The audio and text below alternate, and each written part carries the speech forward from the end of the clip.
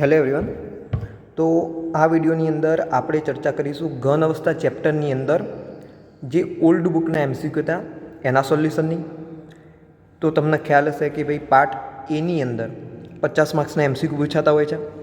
તો આ વિડીયોની અંદર આપણે ઓલ્ડ બુકના એમસીક્યુ સોલ્વ કરીશું, જેના આધારે તમને ખ્યાલ આવશે કેવા પ્રકારના થિયોરિટિકલ એમસીક્યુ તેમજ કોઈ દાખલો હોય તો દાખલાના રિલેટેડ કેવા પ્રકારના એમસીક્યુ પૂછાતા હોય છે. બરાબર. તો અહીંયા આગળ આપણે જે એમસીક્યુ કવર કરીશું એ તમારા સિલેબસના જ કરીશું. જે તમારા સિલેબસમાં હશે એ એમસીક્યુ આપણે સોલ્વ કરવાના છીએ. જો સિલેબસનો કોઈ બહારનો એમસીક્યુ હશે તો એ આપણે સોલ્વ નહીં કરીએ. બરાબર. એટલે કે 70% સિલેબસ પ્રમાણે આપણે ચાલીશું નવી બુકના. તો સૌથી પહેલો એમસીક્યુ જોઈએ, સોડિયમ ક્લોરાઇડ કયા પ્રકારનો ઘન છે? તો સ્વાભાવિક વસ્તુ છે NaCl, જેમાં Na+Cl- આયન હોય, મતલબ કે આ એક આયનીય ઘન છે. બરાબર. એના પછી આપણે જોઈએ બીજો, આયનીય ઘનના ગલનબિંદુ ખાલી જગ્યા હોય છે. તો જુઓ, આયનીય ઘન ઘણા ઊંચા ગલનબિંદુ ધરાવશે. તમે ઘરે મીઠું તો જોયું જ હશે, સોડિયમ ક્લોરાઇડ. તો એ કેવું છે? આયનીય ઘન. તમે આને પીગાળશો તો એ પીગળશે નહીં. બરાબર. તમારે જો પ્રેક્ટિકલ કરવો હોય તો તમે કરી જોજો. એના પછી ક્વાર્ટઝ કેવા પ્રકારનું ઘન છે? તો સ્વાભાવિક વસ્તુ છે, એ સહસંયોજક ઘન છે. બરાબર. તો યાદ રાખજો, અમુક થિયોરિટિકલ એમસીક્યુ એવા હોય જે ડાયરેક્ટ તમારે યાદ રાખવા પડે, એના ઉદાહરણો યાદ રાખવા પડે. આયનીય ઘનમાં કયા કયા ઉદાહરણો આવશે, આણ્વીય ઘનમાં કયા કયા ઉદાહરણો આવશે, ધાત્વિક ઘનમાં કયા કયા ઉદાહરણો આવશે, સહસંયોજક ઘન હોય તો એની અંદર કયા ઉદાહરણો હોય. બરાબર.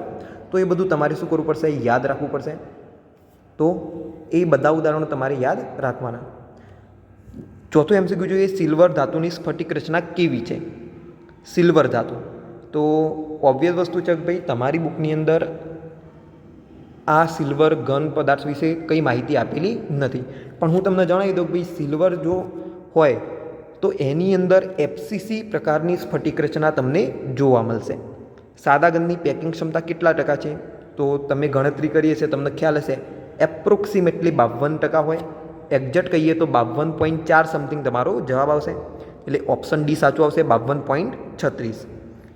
ચતુષ્ફલકીય છિદ્રોની સંખ્યા અષ્ટફલકીય છિદ્રોની સંખ્યા કરતાં કેટલી ગણી હોય છે? તો બમણી હશે. દાખલા તરીકે FCC લઈએ તો અષ્ટફલકીય છિદ્રો 4 હશે અને ચતુષ્ફલકીય છિદ્રો 8 હશે. બરાબર. તો આ વસ્તુ પણ યાદ રાખજો તમે. આના રિલેટેડ ઘણા બધા દાખલાઓ પૂછાતા હોય છે. બરાબર. સાતમો જોઈએ, અંતઃકેન્દ્રિત ઘનના એકમ કોષના પરમાણુઓની સંખ્યા કેટલી છે? તો ભાઈ અંતઃકેન્દ્રિતની અંદર તમને પ્રતિ એકમ કોષ 2 પરમાણુ જોવા મળશે. ફલક કેન્દ્રિત ઘનના એકમ કોષમાં પરમાણુની સંખ્યા કેટલી છે? તો જુઓ, 8મો પ્રશ્ન પણ એના જેવો જ છે, પરંતુ એકમ કોષ ફલક કેન્દ્રિત છે એટલે કે FCC. તો એની અંદર તમને 4 સંખ્યા જોવા મળશે.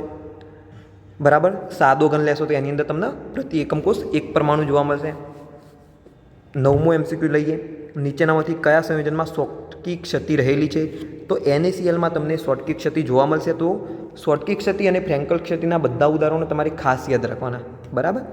10મો જોઈએ, નીચેનામાંથી કયા સંયોજનમાં ફ્રેન્કલ ક્ષતિ રહેલી છે? તો તમને જોવા મળશે ZNSમાં તમને ફ્રેન્કલ ક્ષતિ જોવા મળશે. તમને ખ્યાલ હશે, એક વારંવાર એમસીક્યુ એ પણ પૂછાતો રહેલો છે કે ભાઈ કયા સંયોજનમાં શોટકી અને ફ્રેન્કલ બંને ક્ષતિઓ જોવા મળતી હોય છે? તો એનો આન્સર આવશે AgBr. તો આ પ્રશ્ન વારંવાર પૂછાતો હોય તો એ પણ તમે યાદ રાખજો. પછી જોઈએ 11મો ક્વેશ્ચન, નીચેનામાંથી કયું સંયોજન ધાતુ ઉણપ ક્ષતિ દર્શાવે છે?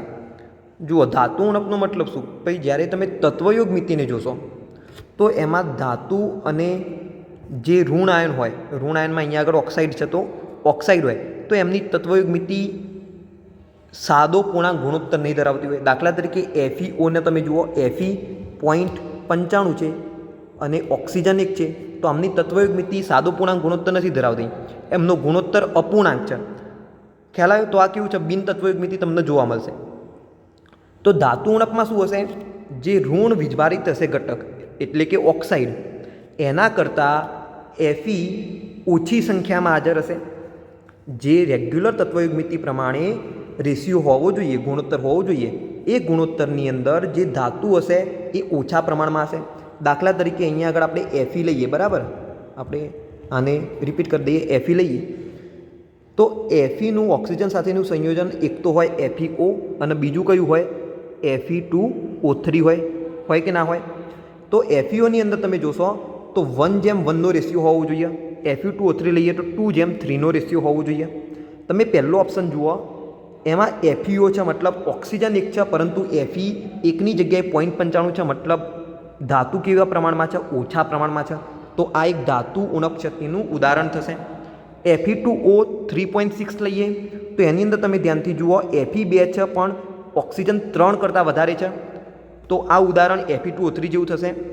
Fe2 હોય તો સામે ઓક્સિજન 3 હોવા જોઈએ રેગ્યુલર તત્વયોગ મિતિ પ્રમાણે, પરંતુ અહીંયા આગળ તત્વયોગ મિતિ પ્રમાણ જે છે રેશિયો એના કરતાં ઓક્સિજન વધારે પ્રમાણમાં છે. તો સ્વાભાવિક વસ્તુ છે, આ પણ શું થશે? એક અલગ ઉદાહરણ તમને જોવા મળશે. બરાબર. પછી Fe3O4 જુઓ તો એક મિશ્ર ઓક્સાઇડ છે જેમાં તમને રેગ્યુલર ક્ષતિ જોવા મળશે. તો ધાતુ ઉણપ ક્ષતિની વાત કરીએ તો ઓપ્શન એ તમારો સાચો ઓપ્શન આવશે. બરાબર. તો આ પ્રમાણે કોઈ પણ તમને ઉદાહરણ પૂછાઈ શકે છે, તો તમારે ખાલી શું જોવાનું કે ભાઈ કયું ઉદાહરણ એટલે કે કયો ઓપ્શન તમારા જે શું કહેવાય MCQ હોય, ક્વેશ્ચન હોય એની અંદર ફિટ બેસે છે. તો આ પ્રમાણે તમારે ચેક કરવાનું. જે રેગ્યુલર રેશિયો હોય એના કરતાં ધાતુની સંખ્યા કેવી હશે? ઓછા પ્રમાણમાં છે. બરાબર. તો આ જે MCQ હતા એ MCQ મારા ખ્યાલથી તમારા સિલેબસ પ્રમાણે હતા. બાકીના જે MCQ છે એ અર્ધવાહક, પછી અર્ધવાહક, વિદ્યુત વાહકતાનું ચુંબકીય, મતલબ કે પાછળના ટોપિકમાંથી પૂછેલા છે. તો એ MCQ તમારે કરવાની કોઈ જરૂર નથી, કેમ કે એ ટોપિક તમારે કટ કરી દીધેલો છે. તો એના ઉપર ફોકસ કરજો જે તમારા સિલેબસની અંદર હોય. બરાબર. તો આના રિલેટેડ તમને કોઈ પણ અલગ અલગ પ્રકારના MCQ પૂછાઈ શકે તો. ઓકે.